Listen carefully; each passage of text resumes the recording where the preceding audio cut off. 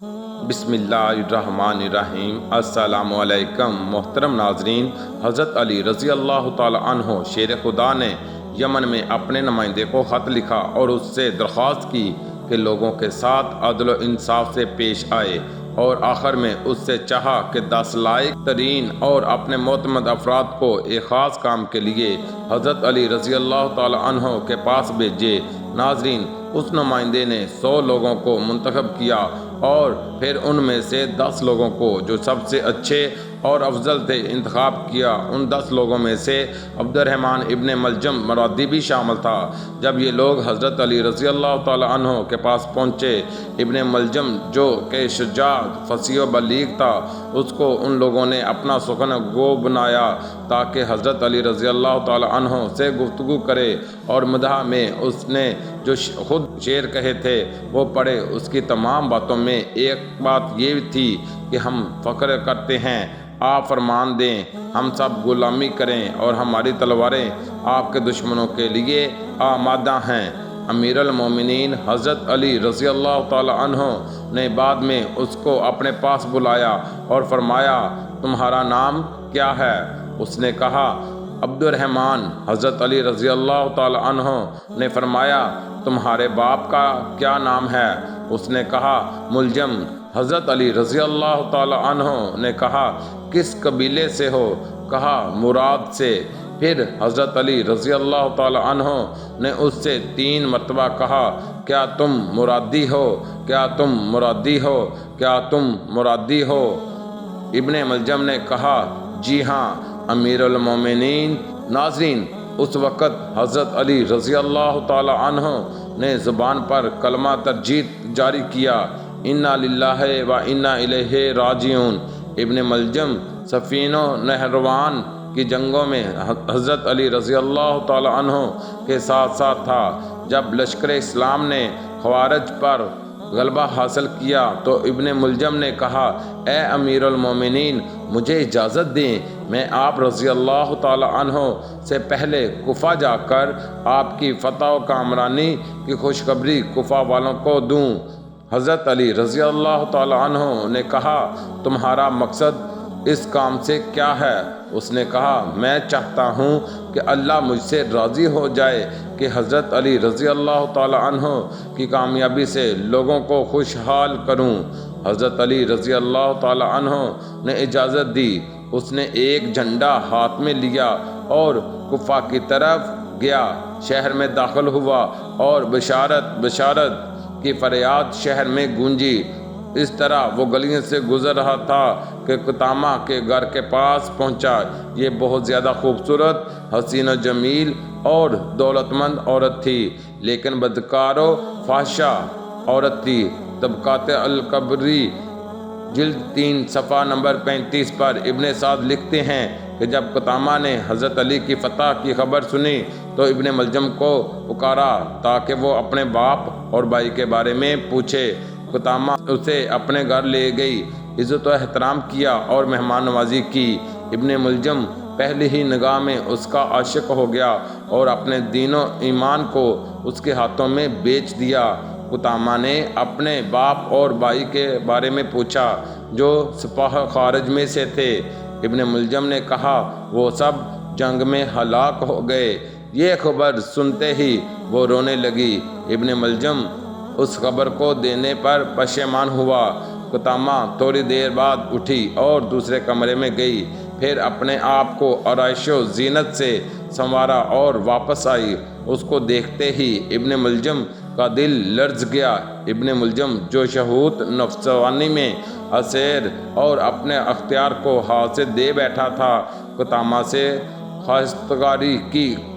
قطامہ نے کہا، اگر مجھے چاہتے ہو تو میرا مہر بہت زیادہ ہے۔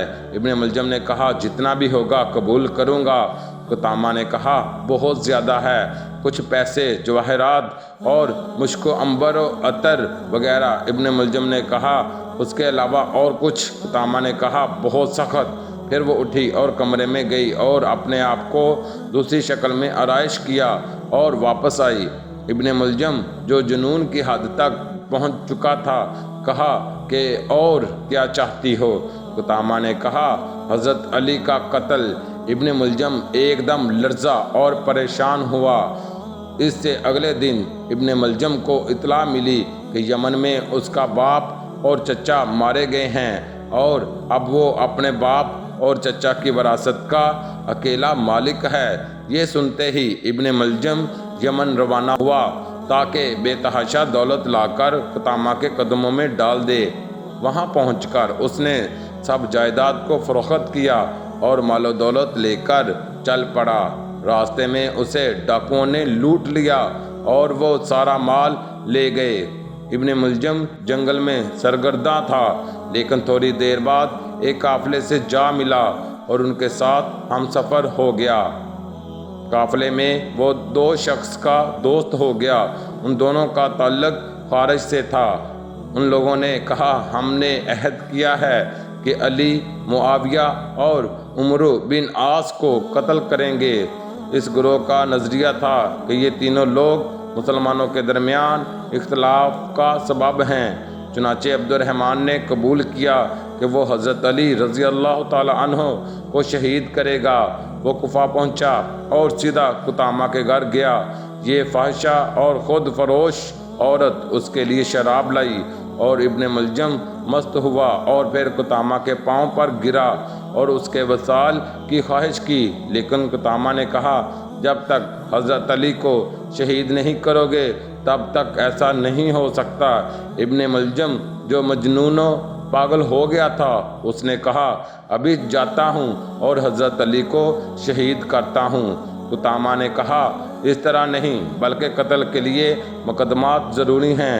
اس نے ابن ملجم کی تلوار لی اور اسے کچھ پیسے دے کر اسے تیز کروایا، پھر کچھ درہم دے کر اس تلوار کو زہر آلود کروایا، اور اس رات بدنصیب و بے حیا نے محراب مسجد کوفہ میں داماد رسول شیر خدا حضرت علی رضی اللہ تعالی عنہ پر وار کیا اور تلوار سے ایسا زخم لگایا جس کے اثر سے 2 روز بعد 21 رمضان المبارک کو حضرت علی رضی اللہ تعالی عنہ شہید ہو گئے۔ کوفہ میں کوہرام مچ گیا۔ ابن ملجم کو گرفتار کر لیا گیا۔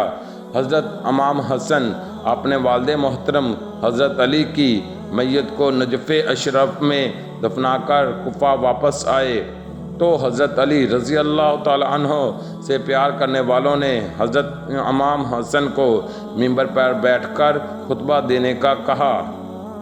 حضرت امام حسن رضی اللہ تعالی عنہ منبر پر بیٹھ گئے۔ آپ رضی اللہ تعالی عنہ اتنے زیادہ غمگین تھے کہ آپ سے بولا نہیں جا رہا تھا۔ حضرت امام حسن رضی اللہ تعالی عنہ جب تھوڑے سے پرسکون ہوئے تو کھڑے ہو کر بڑے جوش سے ایک خطبہ دیا۔ خطبے کے بعد آپ رضی اللہ تعالی عنہ نے حکم دیا کہ عبد الرحمن ابن ملجم کو حاضر کیا جائے۔ جب عبد الرحمن ابن ملجم پیش ہوا، حضرت امام حسن رضی اللہ تعالی عنہ نے اپنے والد محترم حضرت علی رضی اللہ تعالی عنہ کی وصیت کے مطابق عبد الرحمن ابن ملجم ملعون پر ایک خاصی ضرب لگائی۔ ابن ملجم ملعون ضرب لگنے سے جہنم میں پہنچ گیا۔ ابن بطوطہ لکھتے ہیں، کوفہ کے سفر کے دوران کوفہ کے مغرب میں ایک مکمل سفید زمین کے درمیان ایک حصہ نہایت ہی کالا ٹکڑا دیکھا ہے، اور جب میں نے تجسس کی حالت میں سوال کیا اور اس کے بارے میں تحقیق کی تو اس علاقے کے ایک مکین نے جواب دیا، یہ حصہ حضرت علی رضی اللہ تعالی عنہ کے قاتل ابن ملجم کی قبر ہے، اور اہل کوفہ کی یہ رسم چلی آ رہی ہے کہ ہر سال یہاں لکڑیاں جمع کر کے 7 دن تک ان لکڑیوں کو جلاتے ہیں۔